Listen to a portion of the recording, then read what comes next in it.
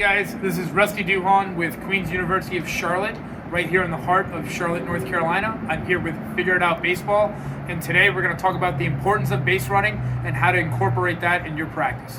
A great rule of thumb is that you can't get upset with a player if you haven't taught him that specific instance. So base running is something that I think you need to practice almost every day, and you have to make it as specific as possible.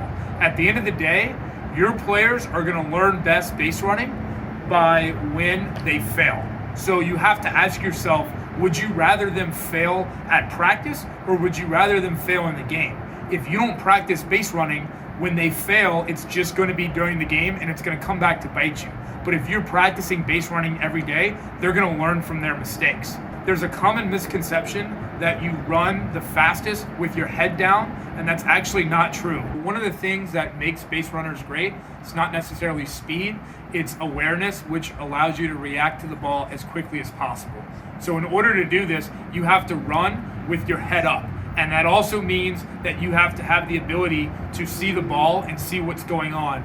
Not necessarily staring at the ball, but being able to peek. When you're running, your head should be up. For example, if we have a base runner on first base who's trying to steal second, when he's sliding, he needs to go in staring at center field right after he hits the base. And the reason that is, if there's an overthrow, the quickest reaction is not going to be from a coach yelling when he's coaching third base to get up and go. It's going to be the base runner seeing that in real time and making that decision himself. The coach can always send him back. So one of the big things in base running is to run with your head up, which allows you to be the most aware as possible and allows you to make the best decisions.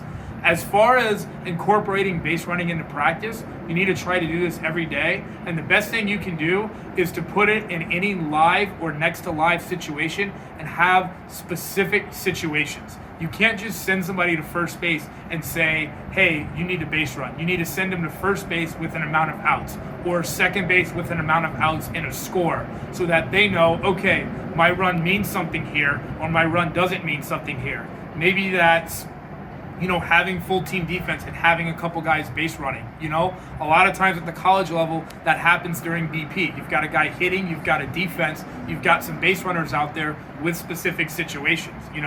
They're not going to learn those situations unless they practice them. And as we said before, the best way they're going to learn is when they fail. And you would much rather them fail in practice so you can correct it and they don't make that mistake again, rather than them failing in the game and it coming back to be a costly out for your team, which will result in less runs. Base running is extremely important. You have to practice it every day. You have to go with the mantra that you have to teach your players every little thing about it. You can't expect them to know it.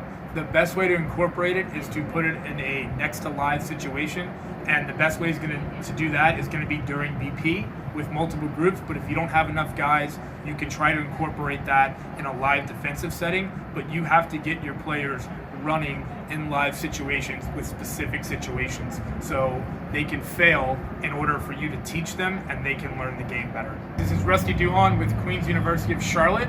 You just watched our base running talk, how to incorporate it into practice and the importance of it. Check out my quarterback drill on the Outfield channel.